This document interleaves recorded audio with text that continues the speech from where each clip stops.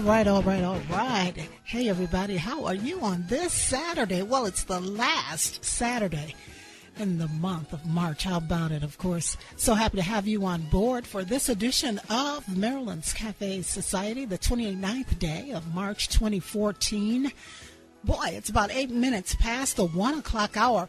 It's still trying to sink in, everybody. I just can't get used to this new time, but nevertheless, here we are, and let's just go for it, right? And a lot has happened since we were together last. Of course, there's just a few more days to go for open enrollment under the Affordable Care Act. That's right, Tuesday, March 31st is the final day for individuals to sign up on their state exchanges without being subject to a penalty of $95 per person, or 1% of your income, whichever is higher. Of course, you can go to your state exchange website for more information on all of that. I believe it's getcoveredillinois.gov here in the state of Illinois. Also, just an update, the Malaysian airplane is still missing, although Malaysian officials announced earlier in the week that they are certain that the plane crashed in one of those seas, and that was all in an attempt to offer some semblance of closure for the families, and despite the fact that wreckage has yet to be found. The West Coast has been hit by deadly mudslides, and according to the Associated Press, there has been more than 100 aftershocks that rattled Orange County south of L.A. On yesterday. They say a magnitude 5.1 earthquake struck on Friday. The United States Geological Survey says that the latest 3.4 magnitude shock hits this morning a mile from La Habra, which is about 20 miles south of L.A. Police in nearby cities say that there have been some property damage, but no reports of injuries. And speaking of the Earth, today, or tonight I should say, we celebrate Earth Hour. You can join millions of people across the world by turning your lights off for an hour beginning at 8:30 p.m. your local time. Or you can join a number of events that are happening today to raise awareness for the planet. Visit earthhour.org for more information, everybody. Stand by. We'll check the weather quickly, and then we'll go into our totally local news segment. And later on, we're going to have some guests stop by to continue on with the celebration of Women's History Month as we tackle these important issues that face women in 2014, and also spotlight women who are doing significant things in their community. Stand by. And welcome back, everybody. Welcome back to Maryland's Cafe Society radio show here at 1340 WJOL. All right, checking the forecast for today. Of course, clouds, mix of clouds for most of the broadcast area. You may see some sunshine try to peep in here or there. So far, we have not here at the WJOL studios. Of course, our high is supposed to hit near 45 degrees. Tonight, our sky should clear up, and our lows will fall to about 27 degrees. Tomorrow, sunny skies, high near 60. And Monday, as we start the work week, there will be a mix of clouds and sun early, then becoming mostly cloudy later. Our high will be near 70 on Monday. Right now, we're hovering around the 40-degree mark under overcast skies here in the WJOL broadcast area, and I hope things are nice and bright and sunshiny. If not actually sunshining, but, sunshining in your heart where you are, everybody. All right, for totally local news, the Bolingbrook Promenade is set to close, everybody, next month. Remember, we talked about this some time ago. The Bolingbrook Promenade Shopping Center at Boughton Road near Interstate 355 will close for more than $80 million to Starwood Retail Partners. Now, Starwood Retail Partners is a Chicago-based subsidiary of a Greenwich, Connecticut-based private equity firm. There are no immediate plans to change the way the 629,000 square foot mall currently operates. The Promenade in Bolingbrook opened back in April of 2007. Also, the official opening of the Romeoville Athletic and Event Center in the village's downtown area, now known as Uptown Square, and already the center is a hit with sports groups and other event organizers, and that's according to Romeo Village officials. Now, the center will host the Chicago Beer Rally that's going to be coming up on May 3rd, attracting microbrewers from all over. They'll also host the Nike Spring Showdown, which is an NCAA certified event that will attract high school basketball players and other enthusiasts. And for more information on that center, you can visit their website at RomeoVilleAthleticCenter.com. Congratulations to them on that. Here's some bad news. The Renaissance Center banquet facility will close at the end of this year. Joliet Junior College will close the facility at the end of December, according to President Deborah Daniels. She reported this on Monday. She talked about the ballroom during an update on the college at the Joliet City Council's workshop meeting. Now, the existing reservations are being honored, but the college is not saving any more dates for the ballroom. They also report that the ballroom will eventually open again for big parties. The college plans to give it a facelift and then reopen it later on. Now, the student-run restaurant on the first floor near the ballroom will continue, according to Daniels, and the popular Friday night dinner series. When the college's new building at Chicago Street and Webster Streets opened in 2016, the section of the Renaissance Center that once was a motel will be demolished. And some good news for Will County.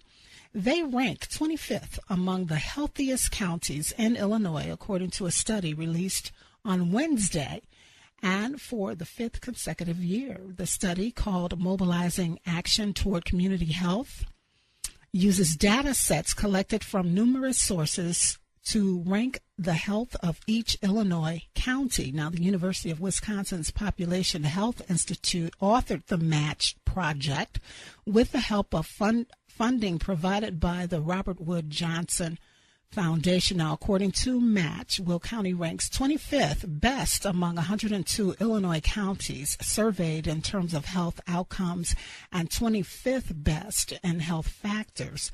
Cook County ranked 75th, while Kankakee County ranked 71st. And according to the report, Woodford County in rural central Illinois ranked number 1 on the list. Will is one of 7 Chicagoland counties listed among the state's healthiest jurisdictions. And if you want more information on that MATCH project, you can visit countyhealthrankings.org. And for more information on National Public Health Week, you can visit nphw.org. And that's been a look at Totally Local News. Stand by. We'll be back with our guest after this quick break.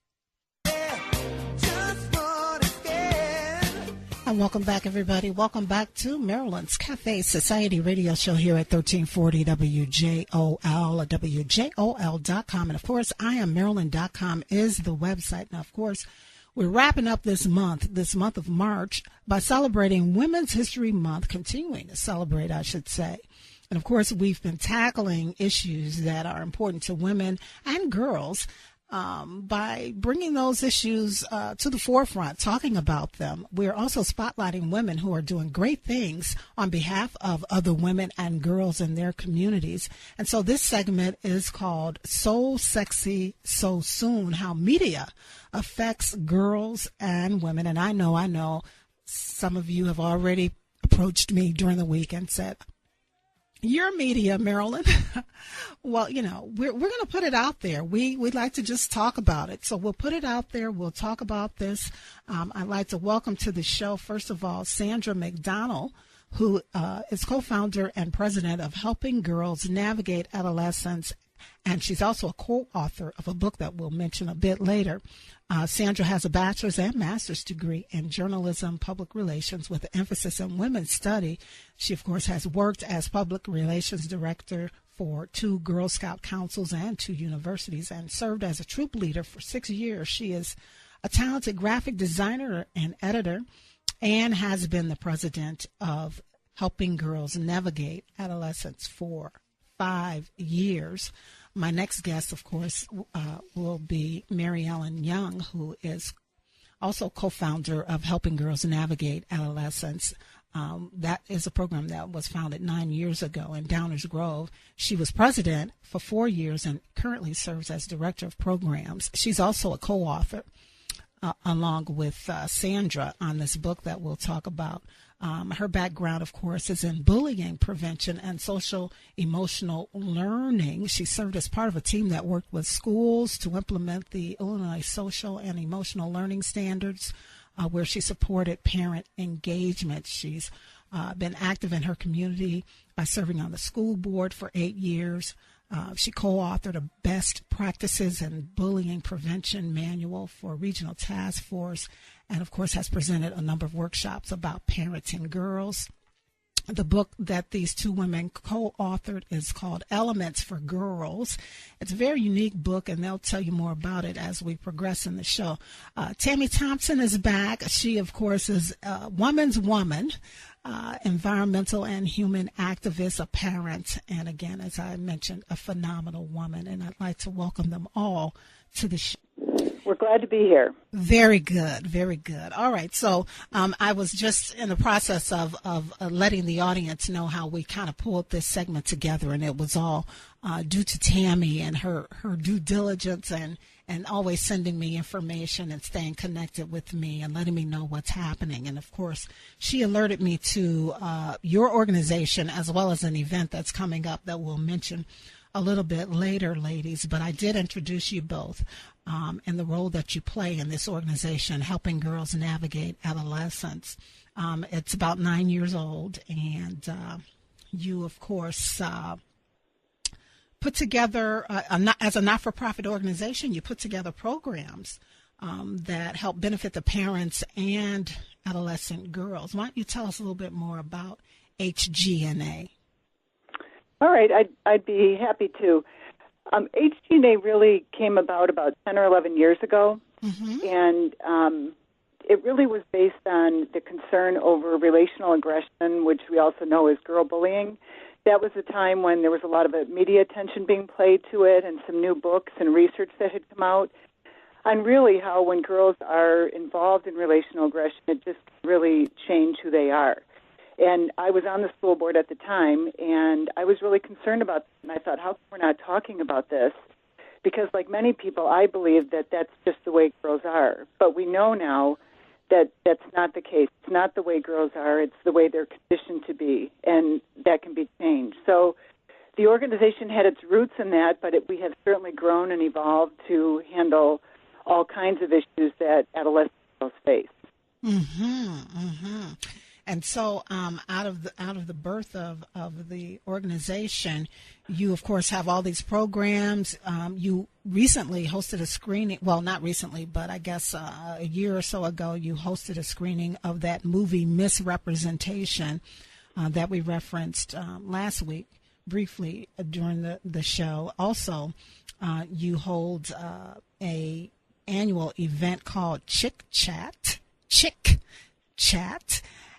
where you have about 350 girls participate on a Saturday. And you have Mom and Dad Chat, which is something that you do. So, kudos to you ladies for taking action and doing something about it.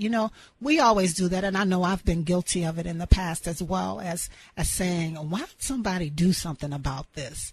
And a lot of times that somebody is you.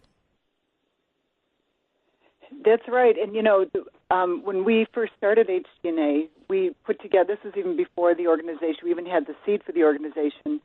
We had a workshop, and it was a panel discussion on relational aggression, and we had standing room only. And so we knew that we had struck a nerve. Mm-hmm. And it was really from there that it was a group of concerned women that said, we should do something. And you're absolutely right that if you don't take the ball in your own hands, you're not going to go anywhere. So that's how HGNA got started. Mm-hmm.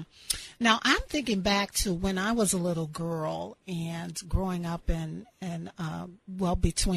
because of my parents' separation and later divorce, I spent time in the inner city of Chicago as well as out here in the suburbs and the Joliet community. But growing up as a little girl, reflecting back, I can remember, there being bullies in the neighborhood, female bullies, not that many, but some. And dare I say, maybe as a result of being bullied, maybe at some point in my life for a short period of time until I had to check myself, maybe have played the role as bully too.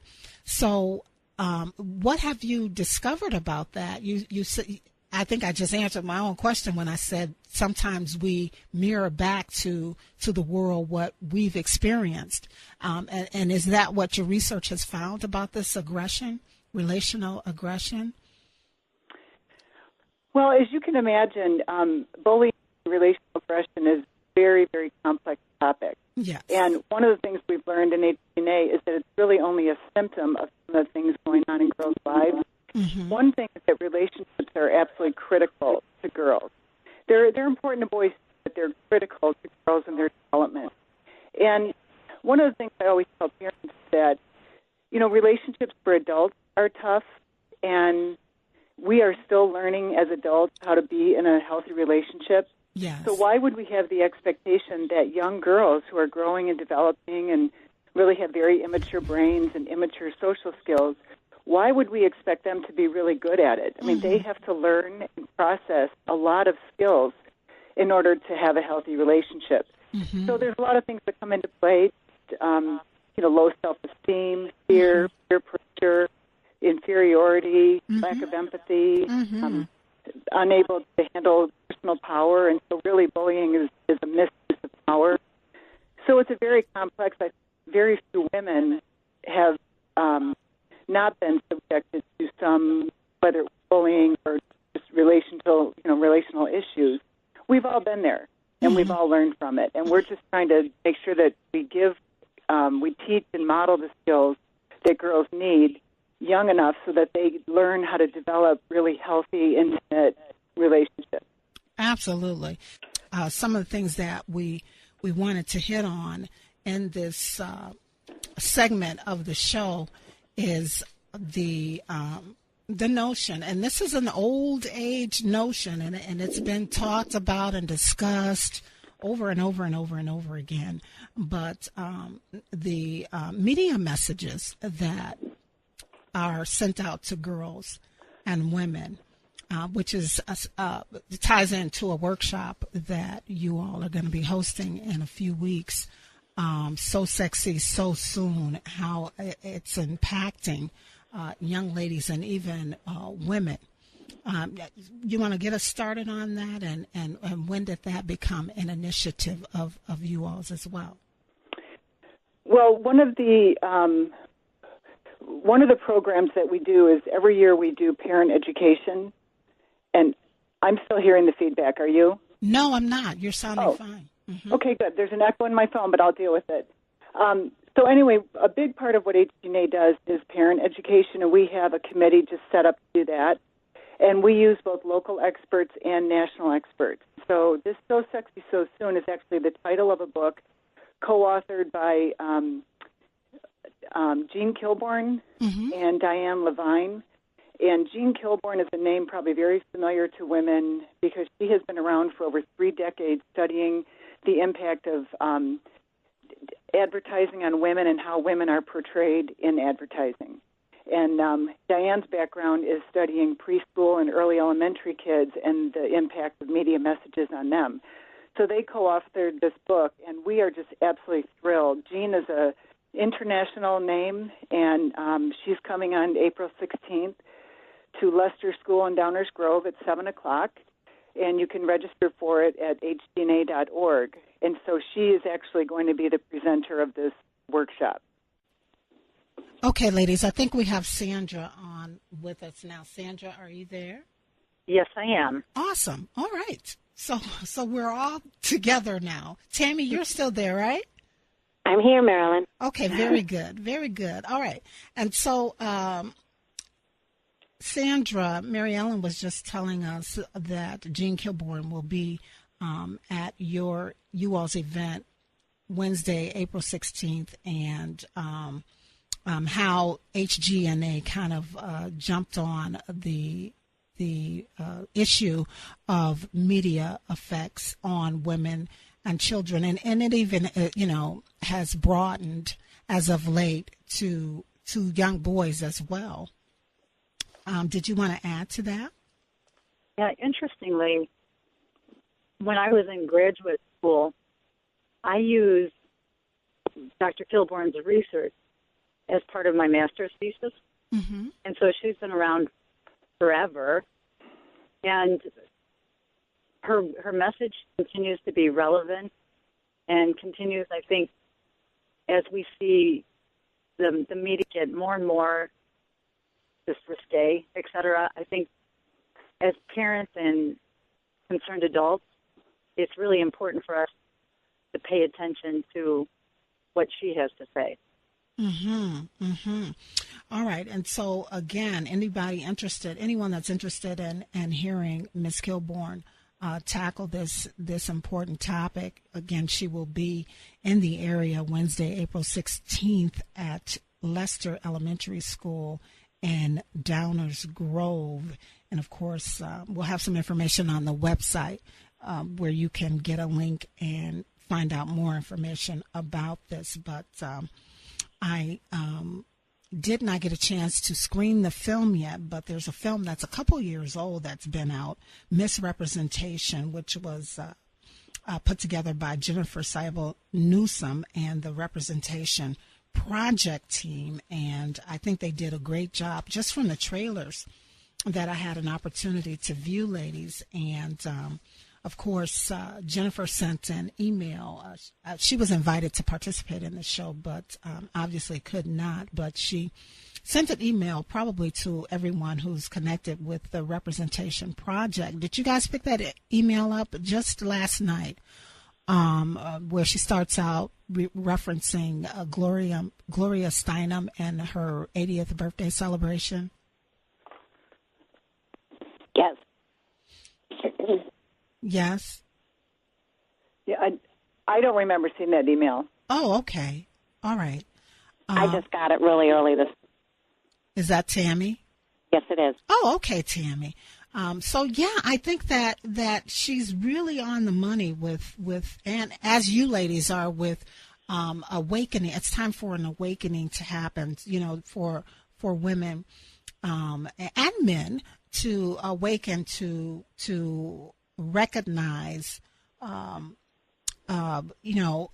that's happening in society with women, and for us to become more supportive and better encouragers of each other. And it sounds like your organization, ladies, is kind of covering the gamut when we talk about relationships and so forth between women with each other and girls. We'll take a quick break so that we all can kind of collect ourselves, because we've had a tumultuous start here. But we'll take a quick break, and while we're on break, we'll collect ourselves and then come back and kind of wrap up that discussion on the So Sexy So Soon initiative, and then just kind of touch on this new phenomenon that has finally been given a name, and that is the precocious puberty issue, what it is, and it sort of just kind of adds another element to everything that we're dealing with as women and girls, and hopefully will sort of enlighten us and give us some some information and resources to go to help deal with that. So we're going to take a quick break, everybody. And when we return, we will come back again with my special guest for Women's History Month, again, Marilyn Young, who is the Director of Programs and co-founder of the Helping Girls Navigate Adolescence organization, along with Sandra McDonald, who is currently the president and also co-founder of HGNA, and our good friend of the show, Tammy Thompson. Stand by, everybody. We'll be back after this quick break. And welcome back to the show. Welcome back to Maryland's Cafe Society radio show. We're just about 10 minutes away from the top of the hour. Remember, at the top of the hour, we join the ABC News, and then we'll come back with the second hour of the show. Again, we want to welcome back Sandra McDonald, co-founder and president of Helping Girls Navigate Adolescence, as well as Marilyn Young, who is also co-founder of that organization and currently director of programs, and Tammy Thompson, who is a parent and phenomenal woman. Welcome back to the show, ladies. Hi, Marilyn. Thank you. All right, so Tammy, again, you're the one who were instrumental in making me aware of this organization and the work that these ladies are doing. What connected you with them? Well, I have to thank my best friend for bringing me to one of the conferences that they hosted. It is so true what our girls have to go through. And they help you teach and learn skills to better yourselves, to help, what's the word I'm looking for? To be able to discuss this with your spouse as well as your children. It's amazing what my daughter's been exposed to already. When I saw Mrs. Representation, she was in the second grade, and she was always being bullied already, but the issues of sex are so prevalent already. The clothes that you buy in the stores are completely inappropriate for little girls. And the images that they see with the media are just appalling. It's just inappropriate. And then the girls have this message in their head that they have to be skinny, beautiful. Even on children's channels, you hear, use this product so you'll have sexy skin. And then the competition between the girls of beating each other out to have boyfriends already, or how boys are treating them, is just very overwhelming and frightening. Okay. All right. So I have to thank HGNA and all their efforts for what's putting out there for parents, educators, and caregivers. And everybody's, able to go to these meetings and learn these things and go to workshops with their children to help field all these challenges and work together on it. Okay. Well, it's interesting that you bring those matters up, because they are concerns that I hear about quite frequently as well. And, being a member of media, it's a business, as you all know. It's a big business. And, the bottom line is that the advertisers, the creators of various forms of media want to make money. And unfortunately, the message is that sex sells. I think as parents and relatives of young girls and even boys, the best thing that we can do is, become program directors in our own home and maybe, control some of this stuff that they're consuming on a daily basis. And I know how it can be sometimes to innocently, for young people to innocently stumble upon something by thumbing through a magazine or it's so challenging. This morning I was looking up real estate, and all of a sudden a site pops up saying download free porn. Oh, gee. And, the images that they present on these shows, you can't even watch the commercials in between. What I find ironic is that women make most of the big purchases, yet it's targeting 18 to 35-year-old men on television and radio. That is very interesting. Well, everything is based on research, and so their research is telling them that this is the market, this is who the target is, this is who is tuned in. how the children's channels are affected with that kind of advertisement or, even programming. I don't have a clue because it really doesn't make sense. But I have had parents approach me and say, "Oh my God, have you seen, some of the content on some of these children shows?" And I really haven't had a chance because I don't have a small child. I haven't had a chance to sit and watch any of them, but there is a level of concern. And, what we're talking about here is this early sexualization of girls, which has more to do with treating people or even yourself as an object of self-desire. So that's very different from developing a healthy sexuality, which is something that develops over time and is very normal for kids to be inquisitive and ask questions, and we should respond to them age appropriately. They're soaking in everything in their environment, which contributes to how they think and feel about themselves, and eventually their sexual behavior and being able to form an intimate relationship. So the concern here is really not about kids knowing about sex. It's about this image that in order for you to be successful or to be popular or cool, you have to be thin and skinny and beautiful and sexy. And girls get that. Even in first or second grade, they get that message. And that really is what this workshop is going to be about, is this sexualization. And, you mentioned Gloria Steinem, and I think she'd be very proud of all her efforts because girls have more opportunities than ever. But we really haven't come very far when it comes to how we portray women and men in the media. Women as it's all about your appearance and your sex appeal. That's where your value is. And men in terms of their athleticism and physique and ability to swoon women. So it's really very unfortunate. I'm sure Gloria feels like she has a lot more work to do. Okay. Well, I think there are subtle messages and all of that, especially, when it comes to the media, the visual media, because the research shows that, if you look a certain way, more people will tune in. And again, I think that's unfortunate. Even myself, I'm guilty. I'm on this Get Healthy, Get Fit campaign with my radio show, and I've been on it for probably 7 years now. And initially it was so that I could become more likable for potential job opportunities. But, after a couple of years, I realized how important it was for me to just become more healthy and fit for health reasons only. It's just so important for our health. And so that's where my focus is now.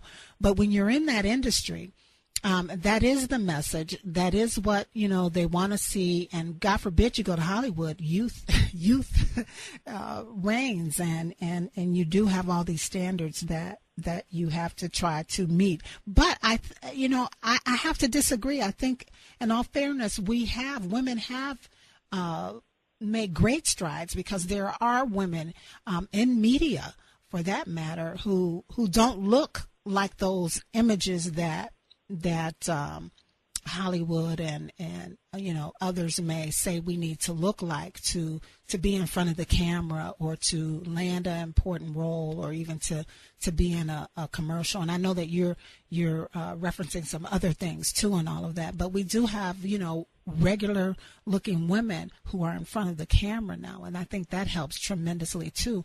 If we can just kind of open our eyes to some of the positiveness, some of the small steps that we are taking in the right direction, I think that would be that would help us a lot as well. But your organization is doing a great job in terms of just helping educate parents and those young people to guard their children in some respect when it comes to media, but at the same time instill that self-esteem that they need to know that they don't have to buy into a lot of the subtle messages that they're being sent daily. I agree with that. Yeah, and we're like 2 minutes away from the top of the hour, so I hate to just cut this short like this, but do you want to wrap up real quickly, anybody?